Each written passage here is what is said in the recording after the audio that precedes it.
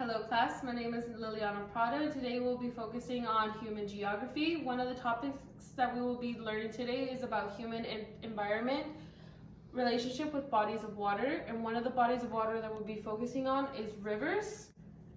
Pause it. The California standard for today is going to be 6.2. Students will analyze the geographic, political, economic, religious, and social structures of the early civilizations of Mesopotamia, Egypt, and Kush. Based on the California standard, the learning objectives for today is that students will be able to describe how, in different situations, humans and the environment along a river are impacted with both pros and cons. Students will also be able to locate and describe the major river systems of the early civilizations in Mesopotamia and Egypt. We'll be focusing on two major river systems, and those two river systems are going to be based on the early civilizations of Mesopotamia and Egypt. We're only going to be watching a short 4-minute video on this topic, which will be displayed here. Can you zoom in here?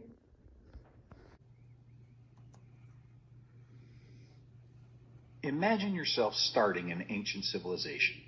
Think about the most basic needs of your people: food, water, and shelter.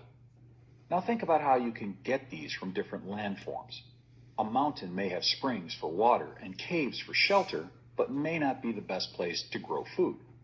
However, a river can provide all of these. The water part is pretty obvious, but a river can provide fish or water for crops to eat, as well as mud to make mud brick houses. Therefore, it is little surprise that many of the great civilizations of ancient history sprang up close to rivers. Today we're going to talk about two regions that had both rivers and great civilizations: Egypt and Mesopotamia. Quite simply, Egypt would not exist without the Nile River. In fact, a Greek historian named Herodotus once said that all of Egypt is a gift of the Nile. However, what can make one river so important? Of course, there is no other river in the world quite like the Nile. For one thing, it's the world's longest river, stretching south for more than 4,000 miles. For another, it moves a lot of water, more than enough to meet the needs of the Egyptian people. Finally, and this is especially important, the Nile floods. Now, when we think of a flood today, we normally think of a tragedy. However, for the Egyptians, it was a tragedy if the Nile did not flood, because it was this flood that... Okay, now we will move on to an in-class activity focusing on rivers still. We will be focusing on the impacts a river has on humans and on the environment. We will now be folding a piece of paper, which I have displayed here. You will be sectioning it in 3 columns and only using 2 examples, which I have listed for you. You will be labeling it according to how it's written on the rubric.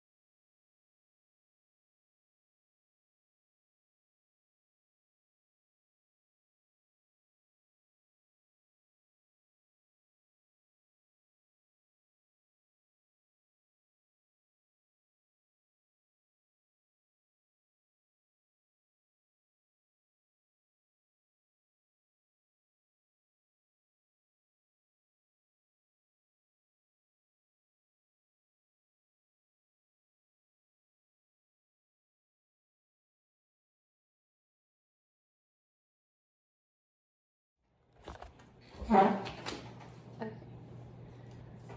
that you have completed making your diagram for this activity, we will be focusing on the first row, which will be for cities. So starting with cities, what is the impact living by a river for humans? So for example, a con could be if the river were to flood, it would flood the city. You can write that down. That's as a con.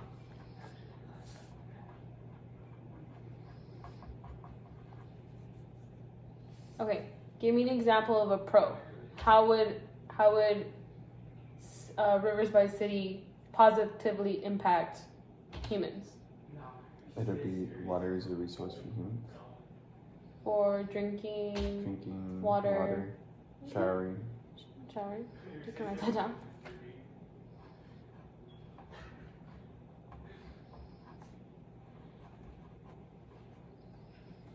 Okay. So how does a river by a city impact the environment? It can be a habitat, and it can be a source for food. Well, yeah, resource for food. Mm-hmm. Just like how it's said in the video for the early Mesopotamia and Egypt civilizations. Correct? You can write that down.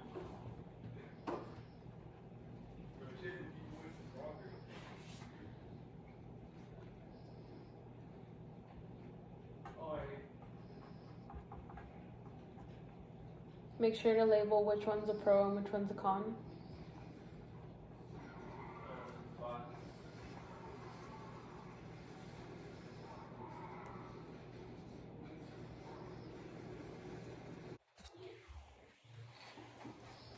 Now work on example number 2 by yourself. So we're going to be talking about now the lands by rivers on a farm. So what are some pros and cons on the impact a river has on a farm? You said lands for rivers. Pause! You just had that part out. Okay. Now you'll be working on example number 2 by yourself. We'll be talking about a river by a farm. What are the pros and cons of a farm on a human?